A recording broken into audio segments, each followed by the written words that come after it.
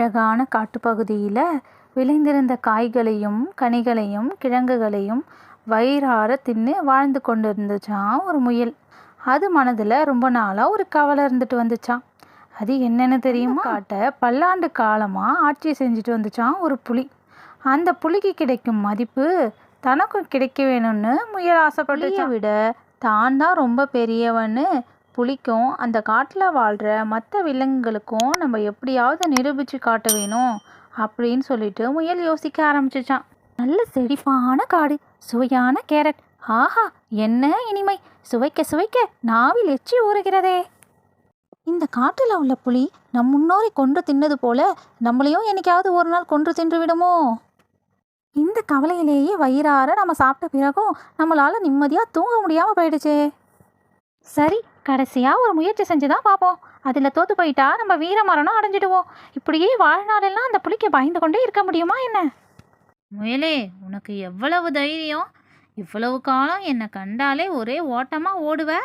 இப்பொழுது ஏன் எதுக்கே திமுறா வந்து நிற்கிற? உனக்கு அவ்வளவு தைரியமா?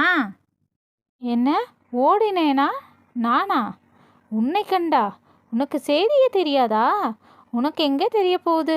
இங்கே கூட்டம் நடந்தபோது நீ தான் அப்பாவி விலங்குகளை எல்லாம் அழித்து கொண்டிருந்தாயே. என்ன, எல்லா விலங்குகளும் கூட்டத்துக்கு வந்துச்சா? ஆமாம், சில விலங்குகளை தவிர எல்லா விலங்குகளும் வந்திருந்தாங்களே. அப்படின்னா கூட்டத்தில் என்ன பேசுனீங்க? என்ன தீர்மானம் எடுக்கப்பட்டது?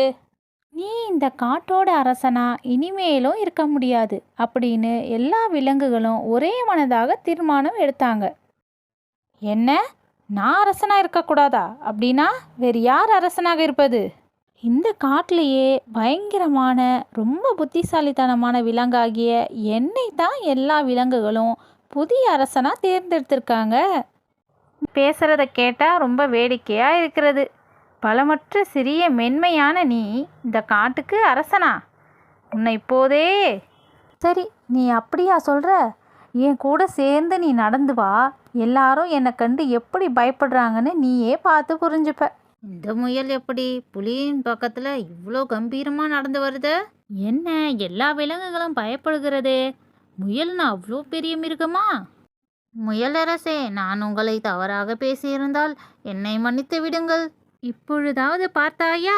இப்பொழுது சொல், இந்த காட்டுக்கு ராஜா யார்?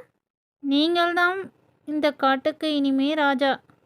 எங்கே, கொஞ்சம் உரக்க சொல் பார்க்கலாம். நீங்கள் தான் இனிமே இந்த காட்டுக்கு ராஜா. சரி, போனா போகட்டும், உன்னை மன்னித்து விட்டுடுறேன். நீ இந்த காட்டிலேயே இனிமே இருக்கக்கூடாது. எங்கேயாவது ஓடி போயிடு. ஐயோ, என்னை விட்டு விடுங்கள், நான் எங்கேயாவது போய் பிழைத்து கொள்கிறேன் அப்படின்னு புலி சொல்லிட்டு அந்த இடத்துல இருந்து அந்த காட்டை விட்டு போயிடுச்சான்.